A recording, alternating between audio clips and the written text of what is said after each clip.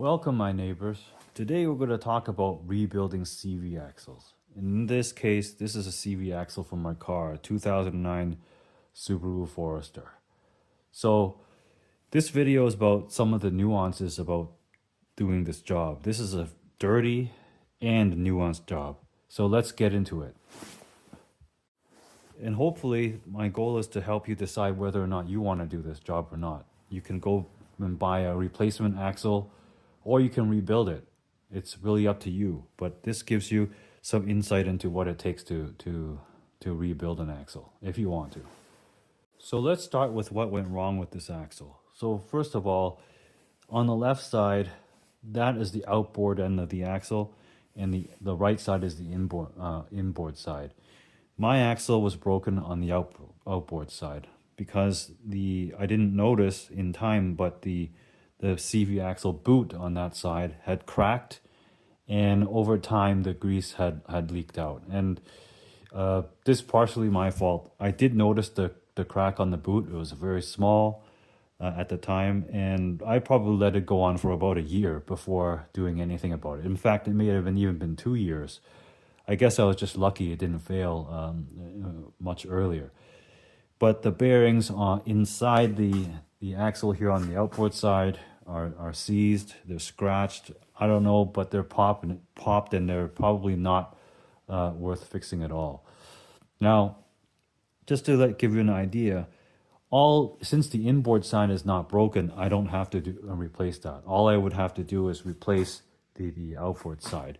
And they do sell kits with the entire outboard end, right? That you can replace. So perhaps in this case, I might see if how much it might cost to buy the entire outboard end and just reattach it there. So in any case though, if you want to rebuild these axles, you need to get yourself a axle boot kit, and let me show you what that is. A boot kit is something like this, and what it comes with inside is the boot itself. I'm gonna open it up. You'll find the boot itself, clamps for clamping the boot on. So you see it comes with a big one and a small one, and some grease that it comes with. Okay? Now, if you're doing these, you could probably, maybe a good idea to do both ends. And you'll notice that the boots themselves are different. The inboard boot and the outboard boot is different. See? Actually, I had to buy 2 different kits, and this is for the 2009 Subaru Forester. See, the part numbers on these are different. And you can tell which one is the inboard and the outboard just by looking into the boot. So let me show you how that looks like.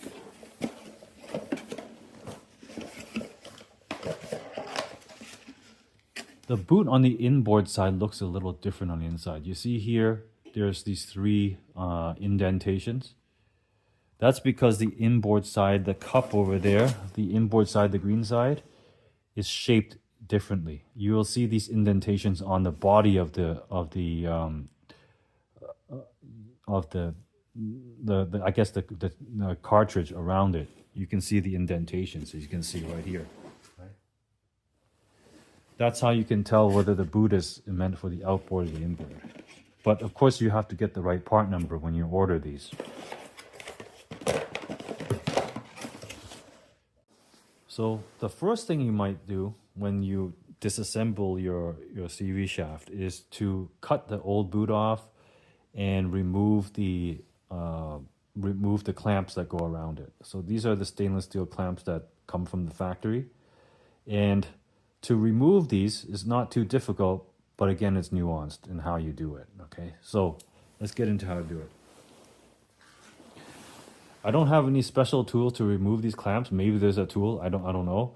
But basically, what I do is you take a big screwdriver, one that just fits, because when the clamp is locked, these you see these over here, there's some locking tabs here, over here. basically these are locked together with the tension of the with the pinch over here. So basically you have to free up the tension that's caused by the pinching here. And what you do it, how I opened it, is I stuck a screwdriver into here, right?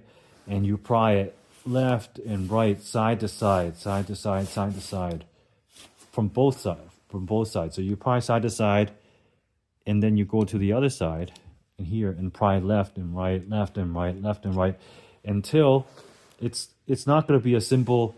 I mean, these don't just pop open. Okay, it's a little bit harder than that, especially here in the cold. It might give you some difficulty. So just put a big screwdriver on there, as big as you can find that will fit, and just pry left and right, left and right, left and right until this pinch will open enough such that you can manually squeeze this clamp together and release, and this will pop open. Okay, but that in itself could be a challenge if you haven't done it before. I haven't done it before. It was my first time, but I found that if we just pry at this left and right, even though it might look opened, just do a little bit more. Or go more. Just open it more. There's no harm in wiggling these open more. I don't know if you want to reuse these clamps. As I said, the boot kits usually come with their own. It's probably a good idea to use new ones anyways. But if you wanted to reuse, it might be possible. I mean, these are not in too bad of a shape.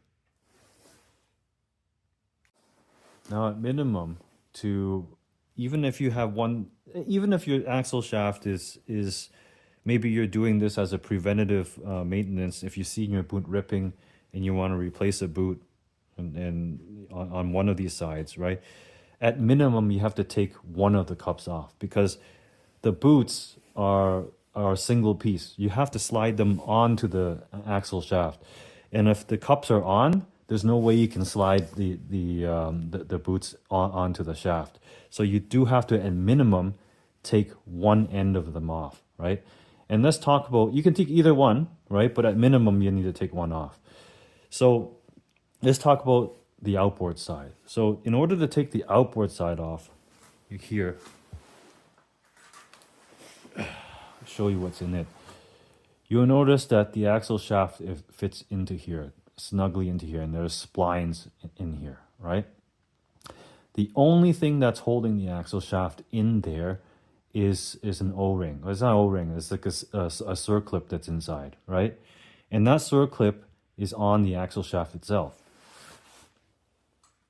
Right here, if you can see it, right? It's right at the end over there. I'm gonna bring it up so you can see it.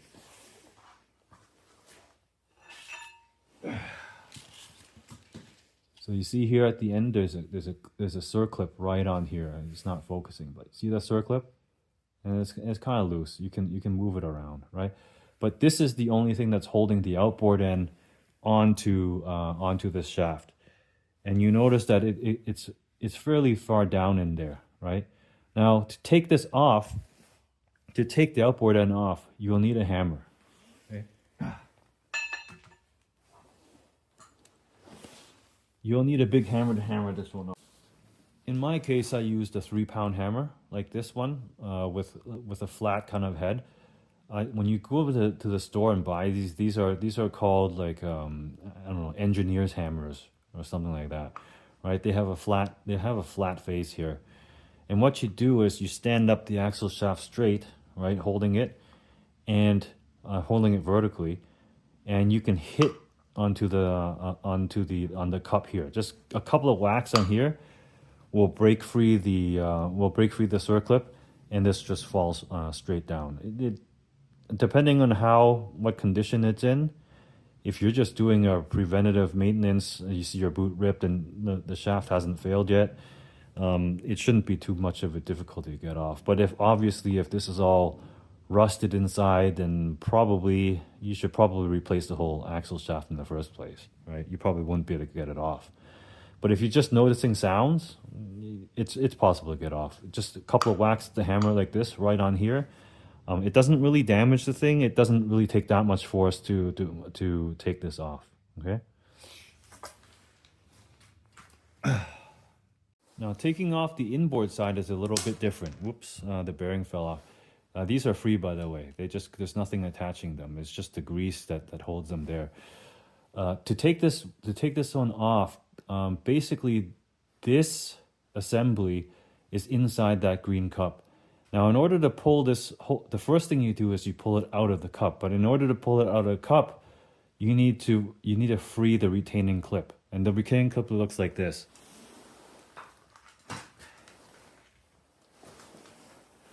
This semi-triangular piece is a retaining clip, and it's spring steel. So this one is lodged inside a groove, inside the cup over there, which I can show you in a second. So here's the cup, inside of the cup. Now this retaining clip is what holds it in, and there's a groove. You can see the groove right here, right on the outside here. You see this little groove?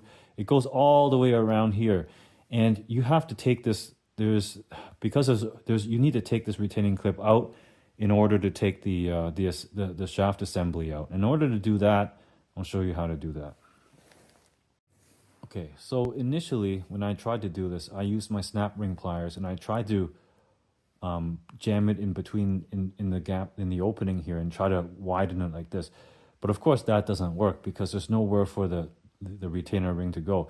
There is a little space for it to expand, but not enough that you can take out the retainer. So what the best thing to do here, in this case, is I used my snap ring pliers in reverse mode, and I'll show you how that looks like. So my snap ring pliers are like this. Okay, this is a channel lock one. Okay, it's a good idea to buy a good one because it's really annoying if your tools don't work well in this case. So, and I'll show you what I mean. You see these 2 points? They're not exactly aligned. The shape of it, they don't look quite straight. And I don't know why. This may be a cheap tool, but they should really be pointing straight. They're kind of like at an angle, and both of them are not exactly at the right angle too. So it's not such a good. This is not such a good tool, but it does work. So as I mentioned, you can't use the snap ring plier in the standard mode where you apply pressure to open. When you apply pressure to open the ring, that's not what it's for. In this case, you have to switch it to. I switched it to external mode. So there's a mode switch here. You click it, you go this way. This is a red tab. You go like this, and what happens is now it's a regular scissor action plier, a regular plier action, right? So you squeeze it and they come together. So what I did was I jammed these two things underneath the into the groove, and what I did was I used the points to grab I get one of the points underneath the retaining ring, and I just scoop it out. Okay, I just scoop one end of the ring out, and just pull the rest of the retaining ring out with my hands. You could probably use a screwdriver. Just get under the retaining ring, and just pull the ring out one end at a time, and it'll just come out. It's not that tough to do, but you have to know how to do it, right? So next thing you have to do is take this assembly off of the shaft. Otherwise, again, you can't get the boot on, right? So you have to take this thing off, and it is held in by a snap ring. So you're gonna need the snap ring pliers in internal mode to open this up. So this is simple. We just put this. I'm gonna try to do it again. I'm gonna put the points in the snap ring in here, push down on it, because this is a cheap snap ring plier. You push down on it. Oh, I see it slips. So the trick is just to try to not get it to slip. But if you put downward pressure on it at the same time, and it's hard to do with one hand, but you get the picture, right? You put this on here, make sure it doesn't slip, push it down, and the snap ring will come off. I can't do it with one hand, but if you have a good tool, this will work. You just take that off, and the whole assembly will just slide upward. Okay, hopefully it's not stuck. If you don't have any problems, your axle shaft, they probably won't be stuck. Okay, after you get the ring off, Just pull this up. You see this? It just comes off like that. If your axle shaft was not damaged, you didn't get any condensation or moisture into there, then it likely will just slide off. And if not, you could probably chisel it out on the back side here. Just hammer it out, right? On this lip here, gently, right? Hammer it out with a puncher or something. Now, let's talk about these bearings that they slide right off of that the assembly over there.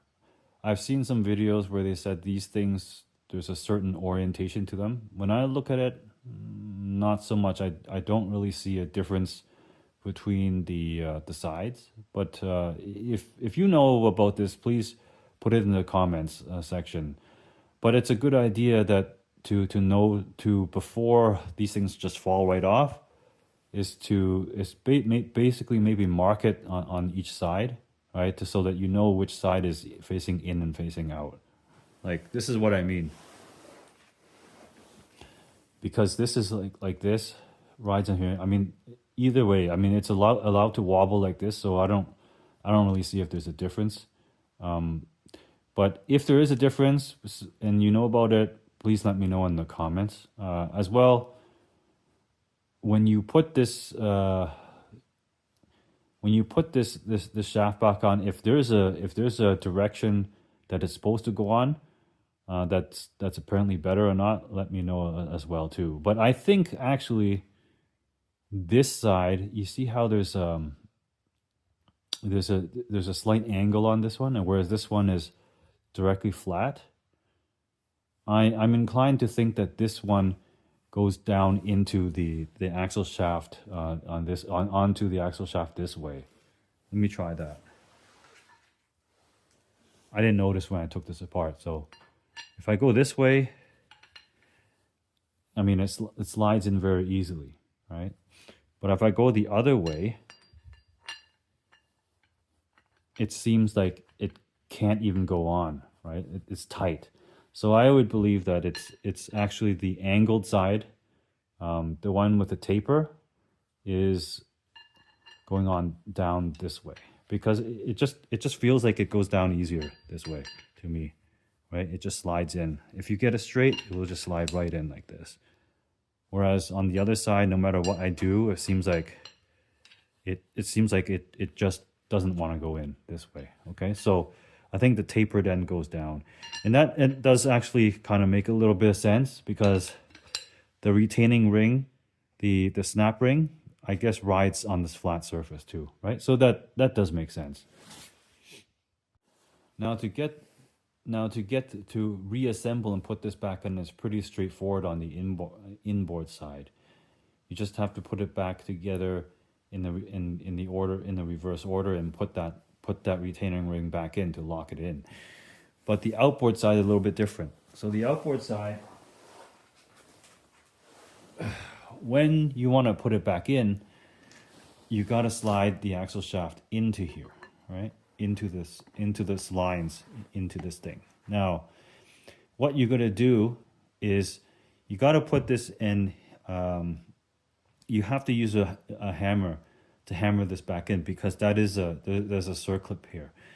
But the one trick to do this well, because I tried to reassemble this before ordering a new part, is you have to see the circlip here. See how it's a little bit open pretty big.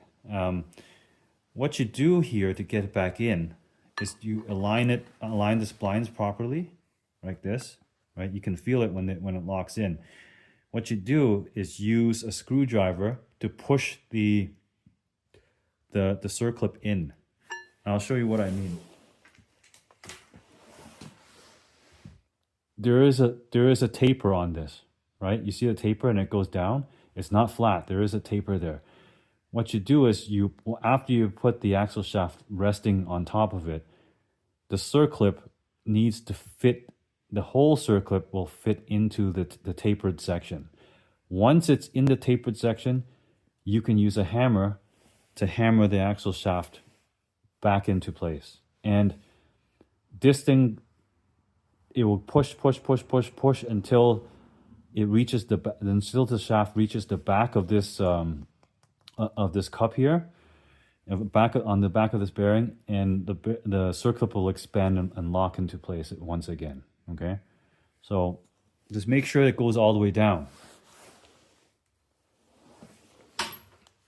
You notice there's actually quite about 1.5 inches to go all the way down. Okay, so you shouldn't see any splines after you've hammered it down properly into here. Okay.